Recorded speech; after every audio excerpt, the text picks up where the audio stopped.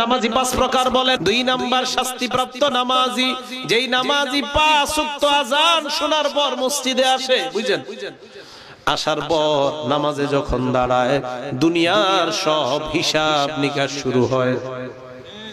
নামাজে দাঁড়ায়, ছোট মায়াটার এখনো বিয়ে হয় নাই, আরে কালকে ওই জমিনটার মধ্যে সার দেওয়া লাগবে, ছোট গরুটা কালকে বেচতে নিয়ে যাবো, যত চিন্তা চেতনা সব তার নামাজের মধ্যে।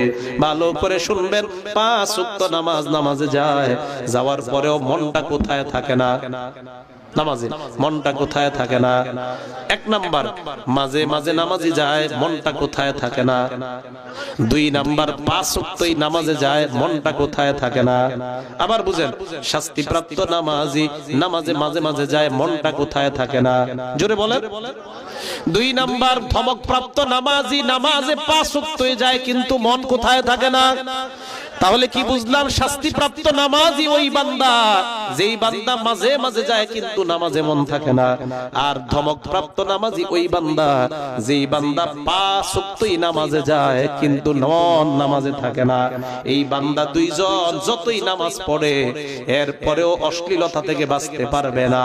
আমরা যদি সমাজে দেখি সুদখোর নামাজ পড়ে সুদ ছাড়ে না, আমরা মনে করব তুমি প্রথম 2 শ্রেণীর 1 শ্রেণী, মাঝে মাঝে হয়তো নামাজে যাও অথবা 5 ওয়াক্ত নামাজে যাও, সুদ ছাড়তে